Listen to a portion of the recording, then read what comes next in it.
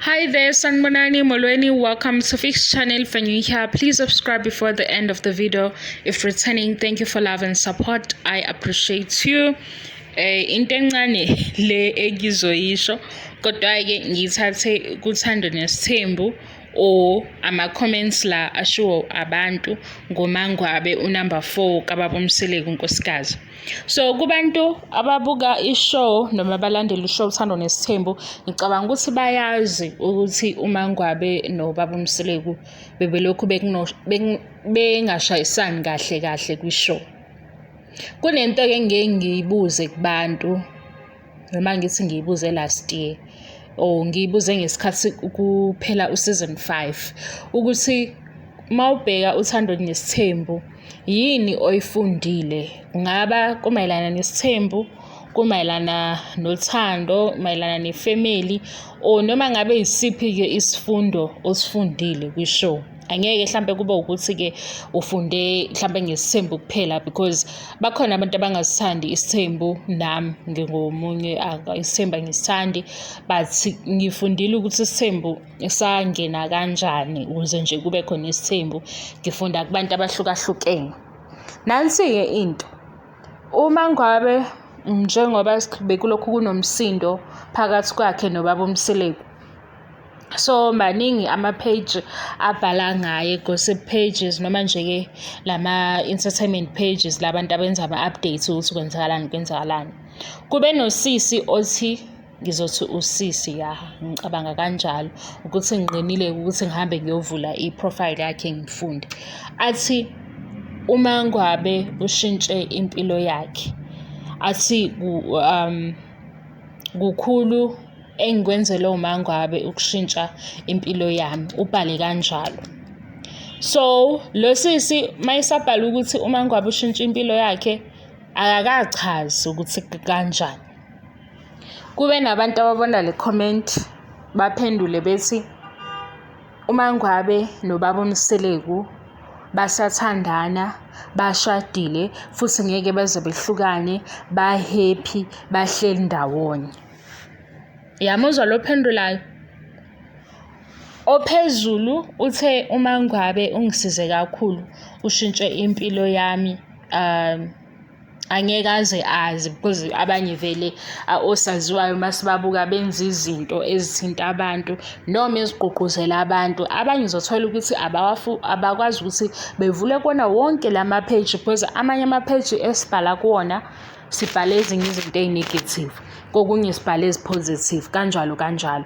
So mayebhala lo ophezulu obhala ukuthi ungisizile washintsha impilo yami, yinto kabani yalo ophezulu, esingakambuzi thina ukuthi uyishintshe kanjani. If awumind ukuthi usichazele.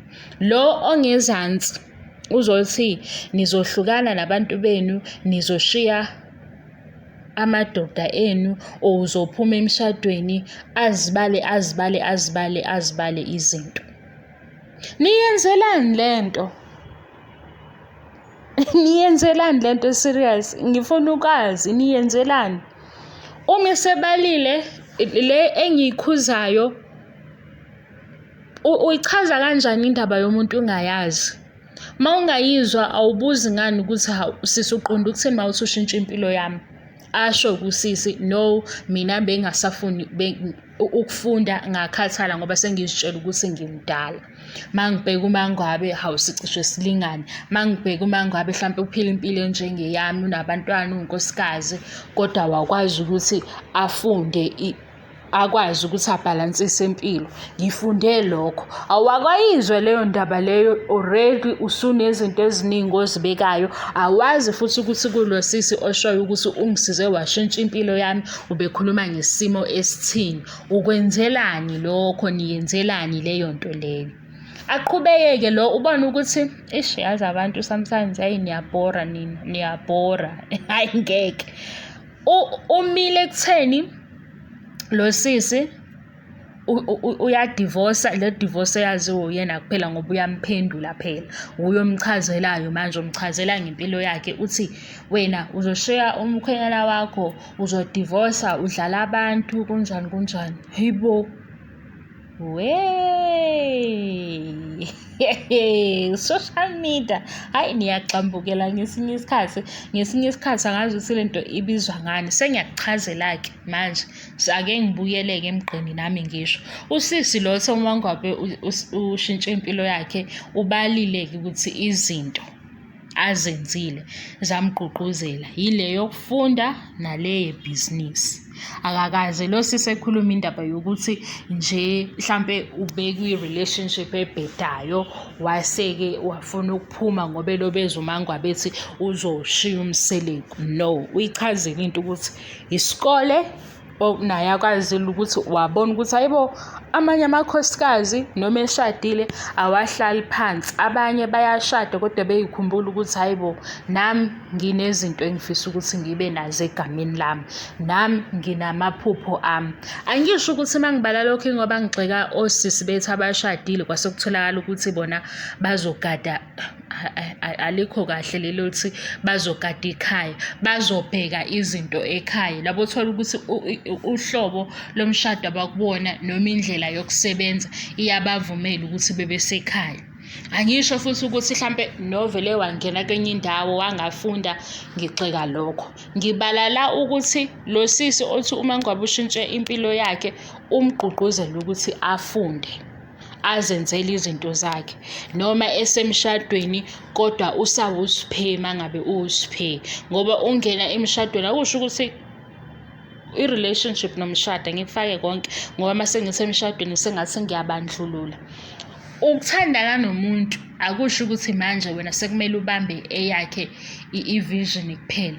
Nawe lokho kwakho okuyithalento lakho, okuyizinto zakho, kulandele ngoba kuzokusiza. And uma uyenza leyo nto uzobona khona lento eyenzakalayo engeke ngize ngikwazi ukuyichaza ngamagama, eyenzeke emzimbeni wakho nakumoya wakho. Uba nokuthula, uzazi ukuthi yazi ukuthi ngiyakwazi ukwenza, yazi ngi-good la, and imali engiyitholayo ngenzeni, uyishayela ihlombe. Kodwa manje masizothi nje aphela akenze, wathi uyangithanda akayenze yonke into engiyifunayo akayenze, usale nje songathi manje uyabo uvele wathatha nje waphiwa umuntu, so ufana nengane encane. Noma phela impatho vele kufanele ibe njalo, mina ngisho njalo nje. Yabo indaba yokuthandana, umuntu uma ekuthanda akakuthatha njengengane yakhe, i-first born noma i-last born, i-favorite child, kodwa ekusapothe kwizinto zakho oyifunayo, engakuvaleli iminyango.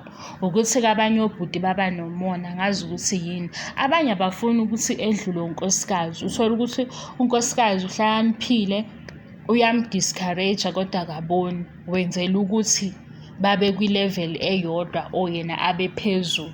Omunye usaba ukuthi unkosikazi mayephakama uzobona abangcono, kodwa ngeke uhlale uyibalekela leyo nto. Ukuthi uma ubona ukuthi shuthi ubhekene nohlobo olunjalo lo muntu, mphathe kahle kodwa nawe ubusebenza, ngoba vele kuzokwenza kube nonkosikazi ozoba ngaphezu kwakho ngokucabanga nangokusebenza. Kodwa uma uziphethe kahle uzohlezi ekuhlonipha.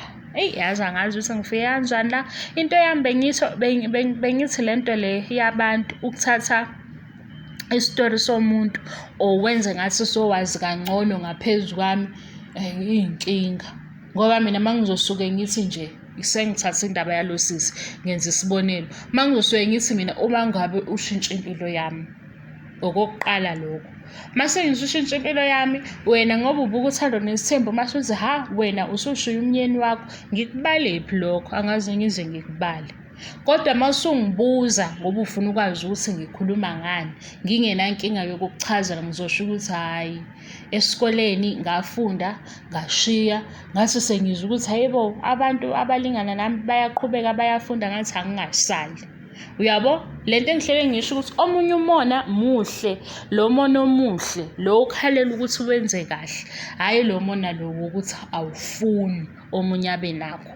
Ngabona ukuthi hayibo, ontanga yami nabo bathe uma befunda baba ney'nkinga ey'fana nami. Uthole ukuthi mhlawumbe uqale wafunda, mase ufunda wathola umsebenzi, mase udakwe imali wathi hayi angishiye phansi indaba yesikole.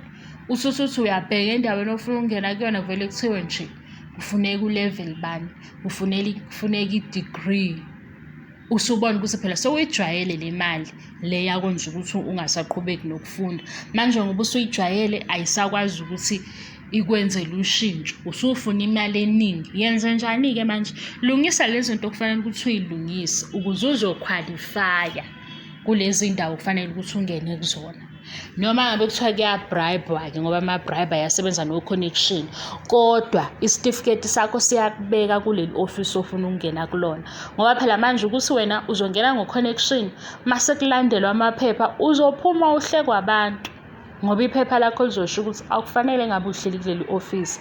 Nabantu sebayabuka izinto ezi-wrong eziningi ukuthi why umuntu ohleli kule seat kodwa akakwazi ukwenza u-1, 2, 3. Sekuyabhekwa ukuthi ungene kanjani, kanti ungene nge-CV yakamasipala.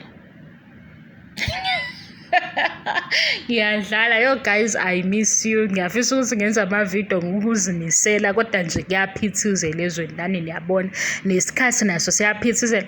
Konakelephi 2022 unyaka wakhona uyashesha, uneyigemegeme, unezigaxa, u-24 hours wakhona uyashesha.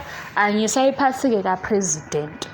Yazi into engingayisho ngobaba nje, ubaba osiphethe umalume, ngiyathanda ukuthi uma ngiyihlekela nabangani bami ngithi umalume. Umalume wajova nina, wajova ngalo ongekho right umjova, akajovanga ngalo right.